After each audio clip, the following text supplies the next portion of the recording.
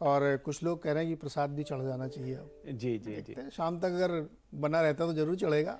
तो जितनी भी फिक्रें थी आईटीसी की, वो अब आपको धुएं में उड़ती हुई दिख रही हैं, और बहुत ही शानदार मोमेंटम, जैसा कि नीरज जी कह ही रहे हैं, वो आपने ट्रैक होते हुए देखा। और समझिए कि अभी तो दिन की शुरुआत है।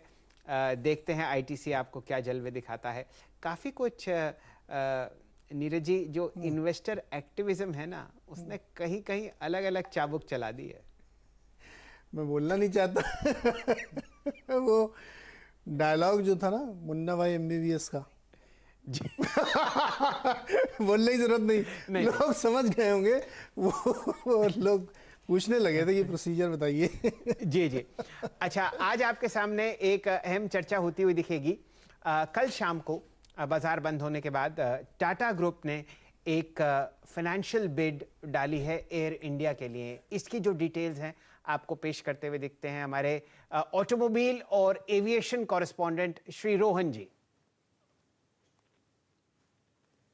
जी बिल्कुल। कल शाम को जो है 6 बजे जो है डेडलाइन थी, और वो समय था जबकि बहुत जो लंबा इंतजार हो रहा था कि आखिर टाटा में कौन बोली लगाता है, कौन फाइनेंशियल बिड देता है। तो कल शाम 6 बजे ये बिडिंग की जो प्रक्रिया है वो कंप्लीट हो गई, और 2 नाम सामने आए हैं। टाटा ग्रुप ने तो बोली लगाई है, जो सबसे बड़े मजबूत दावेदार माने जा रहे हैं, और दूसरा अजय सिंह जो स्पाइस जेट के सीएमडी हैं, उन्होंने अपनी पर्सनल कैपेसिटी में बोली लगाई है। दोनों ही जगहों से हमने कंफर्म किया है कि हाँ, ये बोली लगाई गई है। अब जो पूरी बिडिंग की प्रक्रिया है वो अपने आखिरी स्टेज में पहुंचेगी, यानी कि जो आखिरी स्टेज है उसमें आपको जो बिड की है उसकी जांच की जाएगी, और अगले 15 दिनों में लगभग रिजर्व प्राइस जो है वो घोषित किया जाएगा। दरअसल पिछली बार कई कोशिशें की जा चुकी है एयर इंडिया को बेचने की, असफल रही थी, लेकिन अब सरकार ने इस बार कई सारे जो शर्तें हैं उसमें कई सारी ढील दी गई थी, और उसके बाद जो कंपनियां हैं, जो कंसोर्शियम्स हैं, उनके लिए चीजें आसान बनाई गई थी। तो अब कोई जो डेट है, एक फिक्स डेट नहीं रखा गया, बल्कि जो बिडर्स थे उनसे कहा गया कि आप एक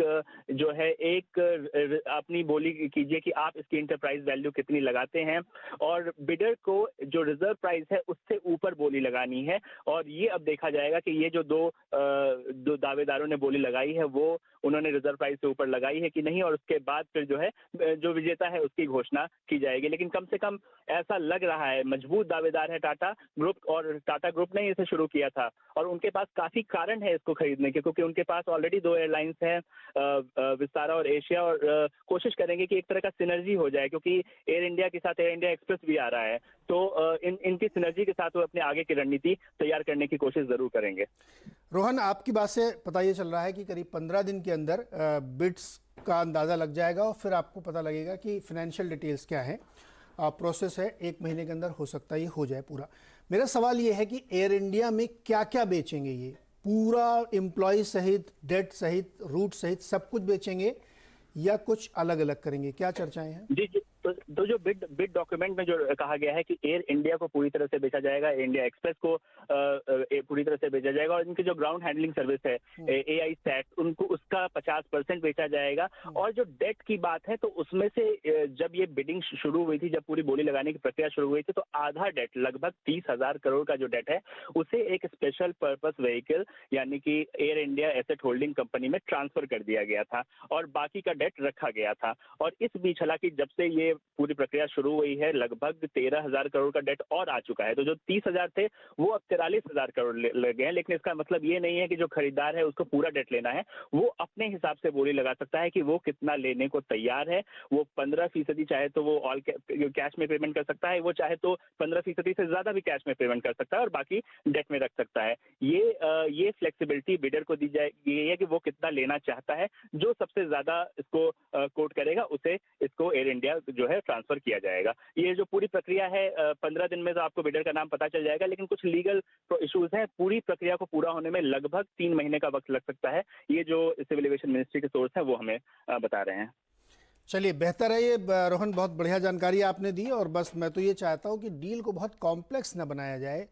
आधा डेट ले, पूरा डेट ले, ये जो मिले डील सिंपल और इजी होनी चाहिए, जिससे कि ये सेल थ्रू हो जाए, वरना बहुत कॉम्प्लेक्सिटीज़ में बीपीसीएल टाइप से डील्स हो जाती हैं।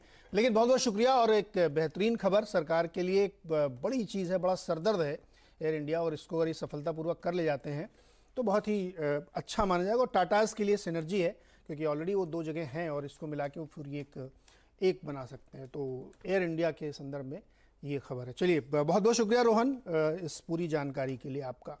इस बीच मार्केट जो है 17,557 पे निफ्टी ट्रेड कर रहा है और बैंक निफ्टी 37,124 पे। तो अच्छी तेज़ी का मजबूती के साथ बना हुआ और आज का सुपरस्टार आईटीसी तो है ही है। इसके अलावा भी बहुत सारे आपके मन में सवाल होंगे कि क्या करें इस बाज़ार में, तो उसी के लिए है ट्रेडर्स हॉटलाइन। चलिए शुरुआत करते हैं।